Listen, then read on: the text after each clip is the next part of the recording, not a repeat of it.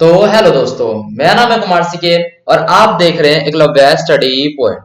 तो इस वाली वीडियो हम देखने वाले हैं खुली अर्थव्यवस्था, जो कि आपका चैप्टर नंबर 6 है और इसका पार्ट नंबर है ये फर्स्ट। पार्ट नंबर सेकंड में आपका जो चैप्टर है पूरा का पूरा कंप्लीट हो जाएगा क्लास 12th के बच्चों के लिए इकोनॉमिक सब्जेक्ट से। दोस्तों, इस वाली वीडियो में हम देखने वाले हैं आपका ये चैप्टर, साथ ही हम इसका जो नेक्स्ट पार्ट आएगा उसमें ये डिसाइड करेंगे कि आपकी जो डेवलपमेंट वाली जो बुक है उसका 2020 का न्यू सीरीज बनाना है कि नहीं बनाना है। ठीक है, ये बात हम करेंगे अगली वीडियो में। साथ ही जब अपना ये पार्ट 1 कंप्लीट हो जाएगा तो एंड में मैं कुछ कॉमन जो कमेंट आते हैं और इंस्टाग्राम पे जो सवाल पूछे जाते हैं तो उनका रिप्लाई करने की मैं कोशिश करूंगा इस वीडियो के अंत में। ठीक है, तो यहां पर इसको स्टार्ट करते हैं और सबसे पहले आपके सामने यहाँ पर डेफिनेशन लूंगा मैं, जो कि इस चैप्टर का क्या है, बेस है। और इसी से आगे का जो पार्ट होगा उसके अंदर जो एडवांस कुछ क्वेश्चन होंगे उसको लूंगा। ये चैप्टर बहुत ज्यादा क्या है, इजी है। इसमें 80% जो है इजी चीजें हैं और उसके बाद जो है थोड़ा सा कठिन हो जाता है। तो मतलब कुल मिलाकर ये वाला चैप्टर है काफी ज्यादा अच्छा चैप्टर है। ठीक है, यहां पर समझिए। और एक और बात की, इस वाले चैप्टर से बड़े मार्क्स के जो है क्वेश्चंस उनकी आने की संभावना कम रहती है। ठीक है, आगे बढ़ जाते हैं यहां से। और सबसे पहले है विदेशी विनिमय दर को समझते हैं। दोस्तों, विदेशी विनिमय दर, तो ये क्या होता है, आपने एक चीज सुनी होगी कि जो अमेरिका का जो डॉलर है वो पहले 60 रुपए था, 65 रुपए था और 70 रुपए हो जाता है, यानी बढ़ता रहता है। और अभी के टाइम में वो 74.44 रुपीस है एक अमेरिकी डॉलर। तो ये हम किस चीज में इसको नापते हैं, ये जो चीज है ना हमारी, जो एक देश की करेंसी को दूसरे देश की करेंसी की कितनी इकाई मिल रही है, ये सारी चीजें जो हमें बताती है, ये होता है विदेशी विनिमय दर। ठीक है दोस्तों, इसको लिखेंगे कैसे वो देखते हैं। मैंने आपके लिए 2 डेफिनेशन ली है और पहली डेफिनेशन है ये आपकी, इसमें देखिए, विदेशी विनिमय दर वह दर है जिस दर पर एक देश की करेंसी, यानी कोई ए देश की करेंसी, ठीक है, बदले में दूसरे देश की करेंसी यानी कोई बी देश की करेंसी की कितनी इकाई मिल सकती है, ये वाली बातचीत है जो है हम वो विदेशी विनिमय दर में करते हैं। ठीक है दोस्तों, अब इसका जो सेकंड है डेफिनेशन उसे समझते हैं, वो तो इससे भी ज्यादा इजी है। ठीक है, यहां देखिए सेकंड डेफिनेशन, वह दर जिस दर पर एक देश की मुद्रा को दूसरे देश की मुद्रा के साथ बदला जाता है वो क्या होती है, विदेशी विनिमय दर होती है। एक उदाहरण लेता हूं जिससे आपको साफ हो जाएगा। उदाहरण है यहां पर कि देखिए, भारतीय मुद्रा रुपए, अपना जो भारतीय मुद्रा है वो क्या है, रुपए है, और अमेरिकी डॉलर के बीच विदेशी विनिमय दर जो है वो कितना है। एक यूनाइटेड स्टेट का जो डॉलर है अगर हम उसे खरीदना चाहें तो हमें बदले में 74.44 इंडियन रुपीस देने पड़ेंगे। ठीक है, तो यहां पर आप ये समझ सकते हो कि जो हमारे देश का जो रुपए है वो कमजोर पड़ जाता है किसके सामने, यूनाइटेड स्टेट के डॉलर के सामने, क्योंकि उसका $1 हमारे इंडियन रुपीस पर ज्यादा प्रभाव डालता है, यानी कि वो ज्यादा हो जाता है हमारे देश में आकर उनका $1। ठीक है, तो आपको समझ में आ गया होगा। आगे और देखते हैं। यहां पर देखिए दोस्तों क्या है, यहां है मुद्रा के मूल्य ह्रास। आपको याद होगा प्रीवियस वीडियो में हमने मूल्य ह्रास पढ़ा था। मूल्य ह्रास का मतलब क्या होता है दोस्तों, आपकी जो मूल्य है उसमें कमी आ रही है। आपको मैंने एग्जाम्पल भी दिया था और उस एग्जाम्पल से ये बताया था, मैंने एक पेन का एग्जाम्पल दिया था। मान के चलो कोई 20 रुपीस का पेन है और उसकी इंक खत्म हो जाती है या इंक कम हो रही है तो उसकी जो वैल्यू है गिरती रहती है, 15 रुपीस हो जाएगी, 14 रुपीस हो जाएगी। ठीक है, जैसी हालत होगी वैसे उस पेन की जो वैल्यू है गिरती जाएगी। तो सेम इसी प्रकार से यहां पर मुद्रा के साथ वो जो सिस्टम है वो हो रहा है, जो मुद्रा की जो वैल्यू है वो गिरती जा रही है। कैसे, देखिए, मुद्रा के मूल्य ह्रास से अभिप्राय क्या है, विदेशी मुद्रा के संबंध में घरेलू मुद्रा के मूल्य में कमी। यहां पर आपको देखना है विदेशी मुद्रा मतलब अपने देश को छोड़ के अन्य किसी भी देश की मुद्रा विदेशी मुद्रा।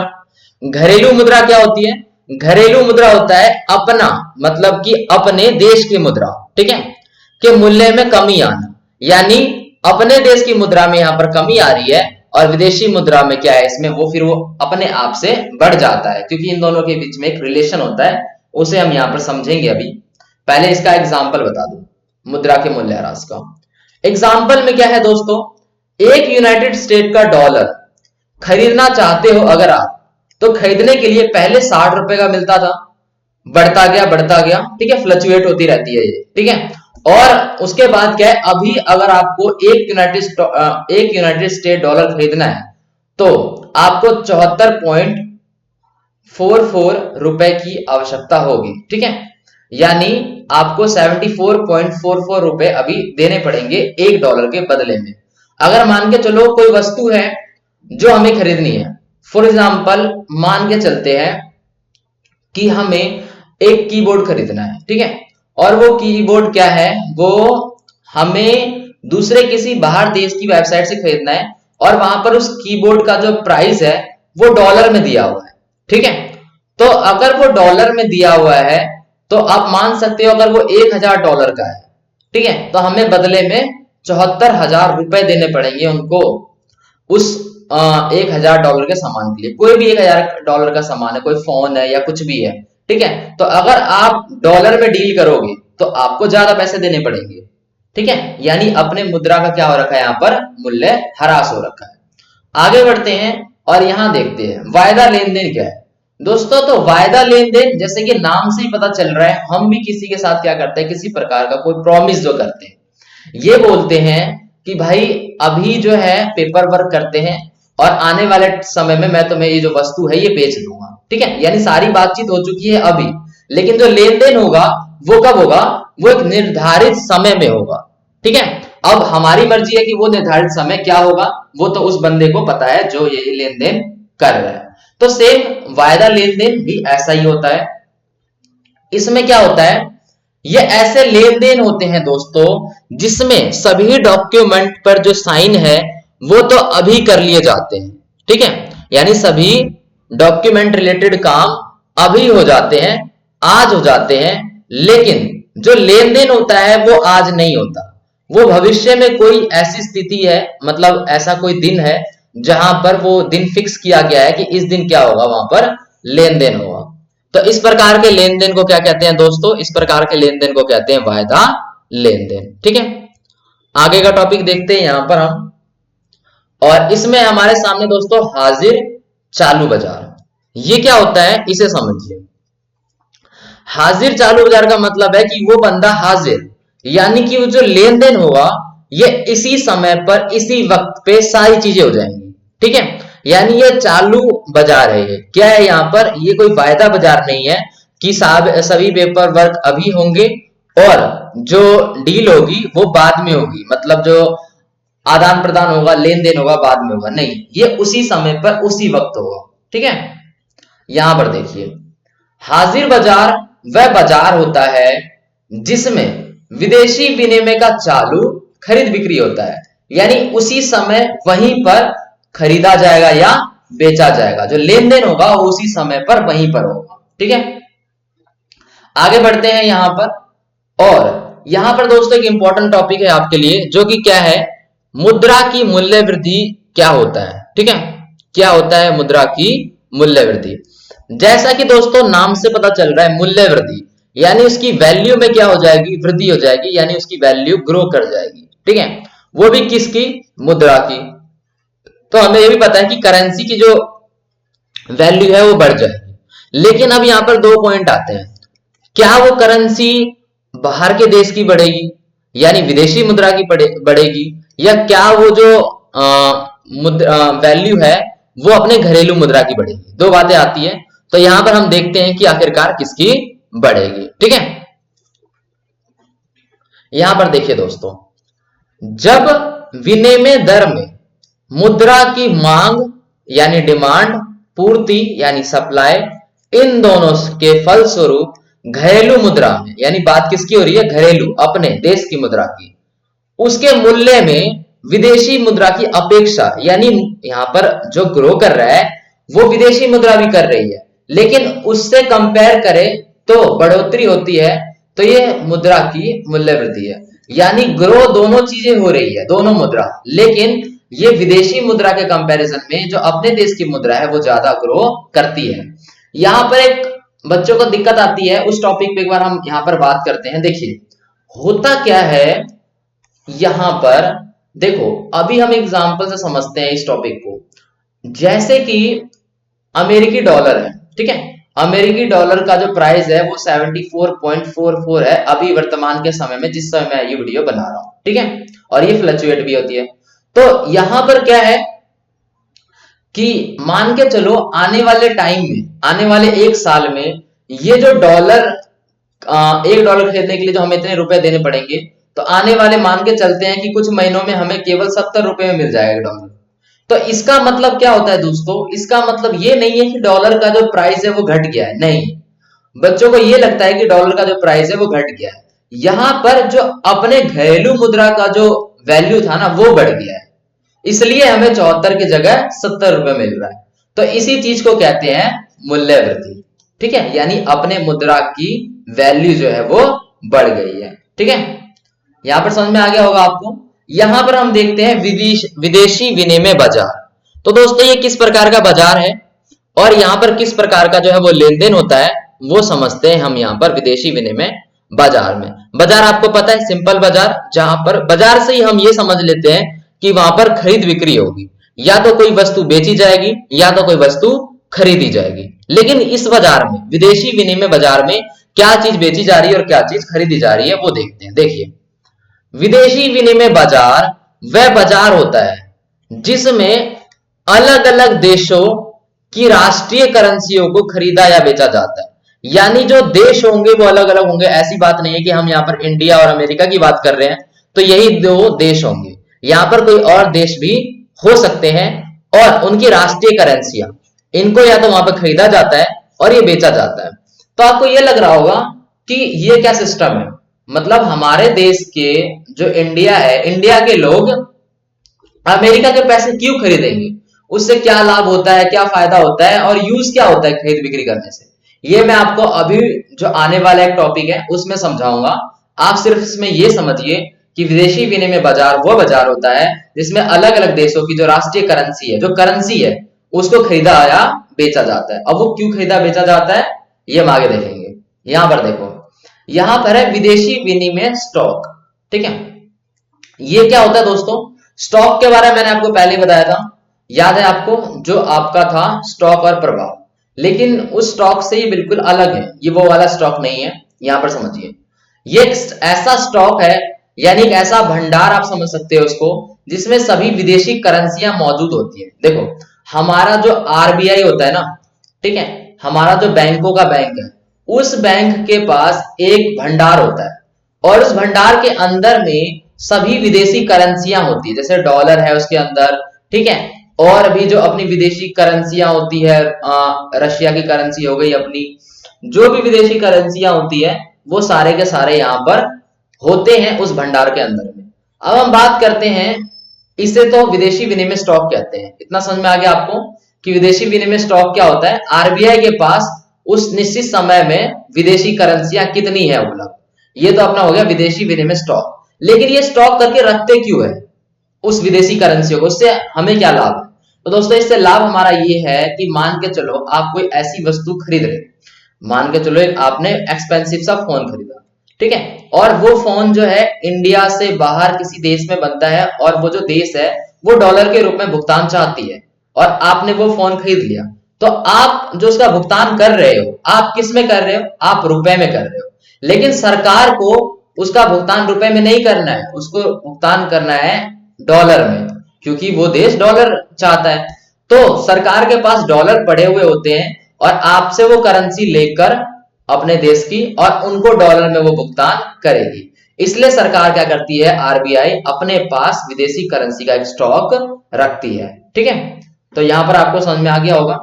और यहां पर हम बात करते हैं टॉपिक की, जिसका नाम है दोस्तों अवमूल्यन, ठीक है। तो नाम से ही पता चल रहा है कि अवमूल्यन, यानी मूल्य में यहां पर क्या आ रही है दोस्तों, कमी आ रही है। अवमूल्यन सरकार द्वारा होता क्या है कि अवमूल्यन जो है वो एक घरेलू करेंसी के मूल्य में कमी होता है। नाम से पता चल रहा है कि यहाँ पर करेंसी में कमी होगी। और कौन सी करेंसी में? जो हमारा घरेलू करेंसी है। हमारा घरेलू करेंसी क्या है? रुपए। उसमें अवमूल्यन सरकार द्वारा नियोजन के अनुसार, प्लानिंग के अनुसार विदेशी मुद्रा के संबंध में जो हमारा घरेलू मुद्रा है, घरेलू करेंसी है, उसके मूल्य में कमी आ जाएगी। अब यहां पर समझते हैं कि कमी कैसे आएगी, वो समझिए। देखो अभी क्या है, अभी डॉलर की कीमत क्या है? 74.44। अब यहां पर क्या होगा, मान के चलते हैं एक महीने में हमें जो ये डॉलर है खरीदने के लिए हमें 74.44 रुपीस देने पड़ते हैं, लेकिन आने वाले टाइम में हमें 80 रुपए देने पड़ते हैं। ठीक है, तो यहां पर क्या होगा दोस्तों, यहां पर उस डॉलर की कीमत नहीं बढ़ी है, यहां पर हमारे देश की जो मुद्रा है, घरेलू मुद्रा, उसकी कीमत डाउन हुई है, वैल्यू क्या हुई है? कम हुई है। वो अवमूल्यन होता है कि पहले हमें 74 रुपए में एक डॉलर मिल जाता था, लेकिन अब 80 में मिलेगा। तो इस समय क्या हुआ है? इस समय हमारे पैसे जो है वो कम हुए हैं, हमारे पैसे का क्या हुआ है? अवमूल्यन हुआ है। तो आपको अवमूल्यन समझ में आ गया। आगे बढ़ते हैं और इंपॉर्टेंट टॉपिक देखते हैं आपका, जो कि यहां पर है घरेलू करेंसी मूल्य वृद्धि और मूल्य ह्रास में अंतर। ये क्वेश्चन आपका पूछा जाता है और इस क्वेश्चन को आपको अच्छे से डिफाइन करना है। अभी मैंने आपको मूल्य वृद्धि भी बताया है और मूल्य ह्रास भी बताया है। तो क्या आपके सामने अगर कुछ बड़े नंबर का ये क्वेश्चन आता है तो क्या आप इतना सही लिखोगे जितना मैंने बताया? नहीं, आपको एक्स्ट्रा नॉलेज होनी चाहिए, आपको डिटेल में लिखना पड़ेगा। तो वो डिटेल में कैसे लिखेंगे वो हम यहां पर देखते हैं। ठीक है, तो दोस्तों आपको पता है जैसे कि मूल्य वृद्धि, इसका क्या मतलब होता है कि मूल्य में हमारा हो जाएगा वृद्धि, यानी हमारे मूल्य की जो वैल्यू है वो बढ़ जाएगी। और मूल्य ह्रास मतलब हमारे जो पैसे की जो वैल्यू है वो गिर जाएगी। अब बच्चों को यहां पर क्या हो रहा है, एक कंफ्यूजन होती है कि हमारे मूल्य में तो वृद्धि और कमी हो रही है, लेकिन विनिमय दर पर इसका क्या प्रभाव पड़ता है? विनिमय दर को वो उल्टा लिखते हैं हमेशा। आपको यहां पर ये बात समझनी है और उल्टा नहीं लिखना है। यहां पर समझिए, घरेलू करेंसी की मूल्य वृद्धि। ठीक है, जो घरेलू करेंसी है उसमें हम मूल्य वृद्धि समझते हैं। तो जब मूल्य वृद्धि हो रहा होता है हमारे रुपए में, तो उस समय दोस्तों विनिमय दर में गिरावट की स्थिति होती है। ठीक है, याद रखना कैसी स्थिति होती है? गिरावट की। और बच्चे यहां पर वृद्धि की स्थिति लिखते हैं, उनको लगता है कि मूल्य वृद्धि हो रही है तो यानी विनिमय दर में भी वृद्धि होगी। नहीं, यहां पर इसमें गिरावट की स्थिति होती है। सेकंड पॉइंट क्या है, यहां पर देखिए, यहां पर हम लिख देंगे कि एक यूएस डॉलर को खरीदने के लिए कम रुपए की आवश्यकता पड़ेगी। मान लो आपके पैसे की कीमत बढ़ रही है, तो इसका मतलब आपका जो पैसा है वो पावरफुल हो रहा है, तो इसका मतलब आप कम पैसे में ही डॉलर खरीद सकते हो। देखो जैसे डॉलर को खरीदने के लिए अभी 74 रुपए की जरूरत पड़ती है, लेकिन जब आपके पैसे पावरफुल हो जाएंगे तो आपको 60 रुपए मिल जाएगा, 50 रुपए मिल जाएगा, यहां तक कि 10 रुपए में भी मिल जाएगा अगर आपका पैसा बहुत ज्यादा पावरफुल हुआ। और आप अगर उनके जितने ताकतवर हो गए, ठीक है, जिस देश की तुलना हम अपने देश से कर रहे हैं, तो आपको एक डॉलर में 1 रुपए मिल जाएगा। ठीक है, तो ये यहां पर होता है। ठीक है, तो यहां पर हम ये लिखेंगे सेकंड पॉइंट कि एक यूएस डॉलर खरीदने के लिए कम रुपए की आवश्यकता पड़ेगी क्योंकि हमारे मूल्य में वृद्धि हो रही है। कारण लिखेंगे हम भाई कि ये कारण ऐसा क्यों होता है, क्योंकि दोस्तों विदेशी विनिमय की जो पूर्ति में है, पूर्ति में हो रही है वृद्धि और विदेशी विनिमय की मांग में हो रही है यहाँ पर कमी। ये बात ध्यान रखना, इसके अगले वाले क्वेश्चन में अपोजिट हो जाएगा। ठीक है, उसका उदाहरण दे देंगे हम अपना छोटा मोटा सा सिंपल सा।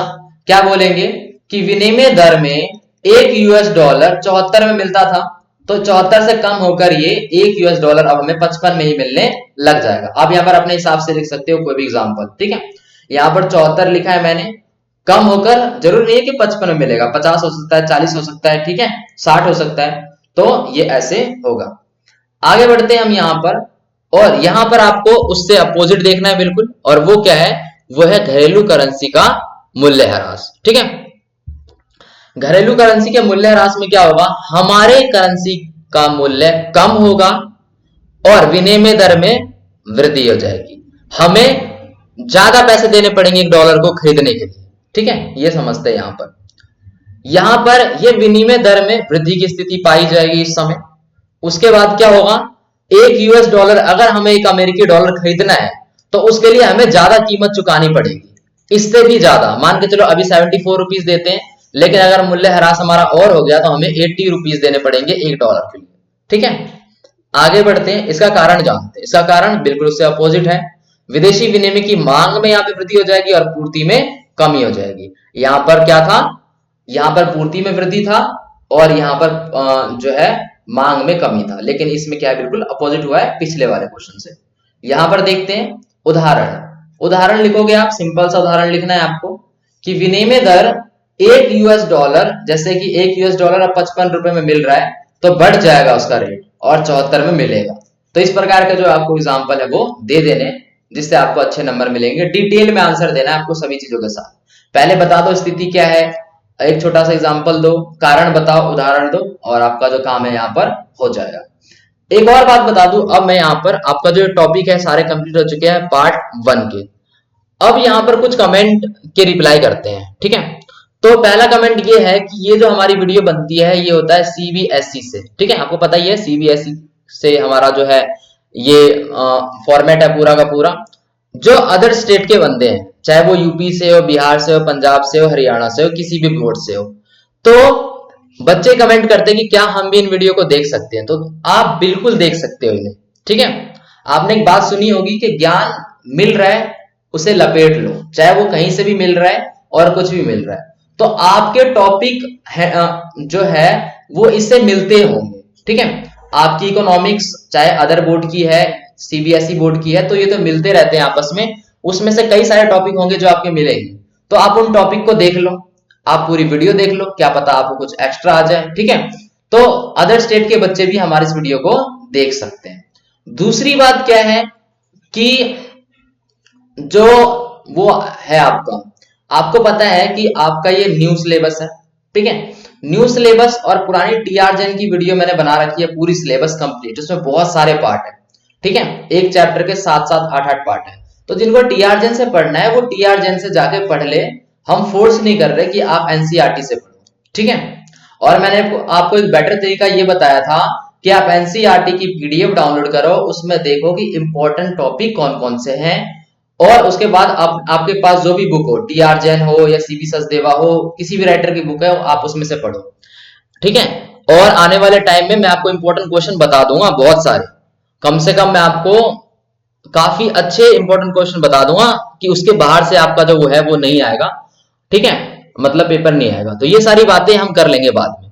एक और कमेंट इंस्टाग्राम पे पूछा गया था कि सर जब हम कोई पॉलिटिकल या हिस्ट्री की वीडियो देखते हैं तो एनसीईआरटी से वो टू द पॉइंट मैच करता है, लेकिन जो इकोनॉमिक्स का है वो मैच करता है और कुछ टॉपिक जो है मैच नहीं करते।